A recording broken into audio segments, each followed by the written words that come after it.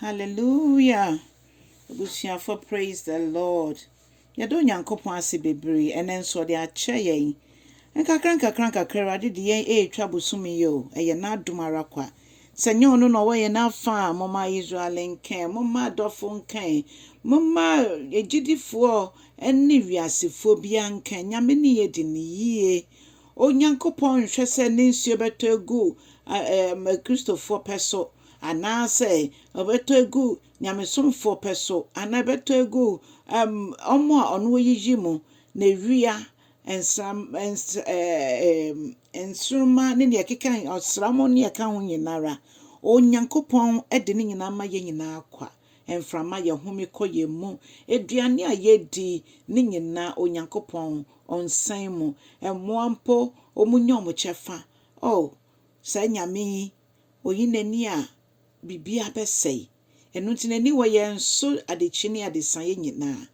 okase agi waye ye enewai ji wonkamfo ne wontonto ye ntimi fa wasede ni de biara da yati asne ye wu ye na mogedi ye mu afrosane a ye de ahode nyinara ahom bia kai bo ye mu no ye de beyi waye hallelujah odofo wo ne menkamfo onyankopon kese ye no ye na do ye nso wo hoda amen nyame nkronkron wo ma yaba wo na asese church yen se de be hu woni onyam na okase ai nam wasem so e de bra yen ye da wase wo Yesu Kristo dim ni abompaye hallelujah odofo me ma wakọ abade boti ase senjumede so na ya fa yakenkan sam na efi Luka sempa 18 ne nchichemu a eye ennan kosin gwotwe na Bible ma yeti ase se ebra Yesu ewie so okasa no ka che Simon se afeko na fa wasawo no kotugu bebi a edo na obechinam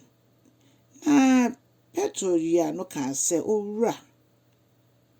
anadwe nyina ya ye adwuma saa ye nyina enim se Peter oyopofo kese pa our experience wo epokomu so okochin enam kochichinam na anadwe mu nyina ya ye adwuma sanse saa time na ka se wiem aye din a omutumi echinam nanso ase ya nchehwe yenya hwe mpo yenya bibi 10 ase yenya hwe no se nemom sa wo na wo ka dia enne ye beye ne sa nti omutu o masawo no ebiem na fei sa sawo no mugu ya ne de eyi nam bebre na nyame asem ya ti ase se afepo na omo asawo no ya ate sanse na nam ne mu odu na so mo fra ehyen shemafo fra eno so nam ensuo no so e ma ne beboa wo mo odofo ye nyankopon na yesom no oye nyame no kwafo dodo oye oti asefo dodo sa nyankopon ene ye nya no aye ye nyankopon ono ena o hye yembo se onim ye haw onim ye dadwene onim Yesu onim yamane nyina na ose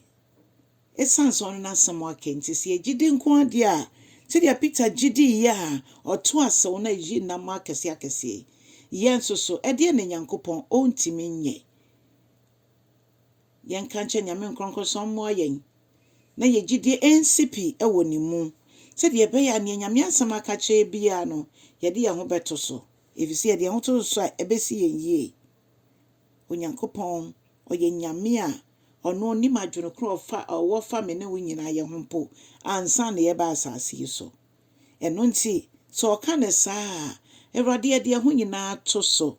na Ewrade ka sempa ya bo nyina Ewrade se onim Yesu frɛ nyina onunwe haw ya manye ye bibia ye de egu no so ano ana waka se momfa mo haw ne mo dadwe nyina ento me so na me medwene mo ho so because odwene wo ho a odofo na yakomato yem sam kese pa enti ye nyankopon ye da wasesa wodwene ye ho ye da wasesa woni wa ye nso ye da wasesa no kredie dɔɔso enti ye de ho to so ne akasa wo de wo ye no kwafo a wonni wo manhwammo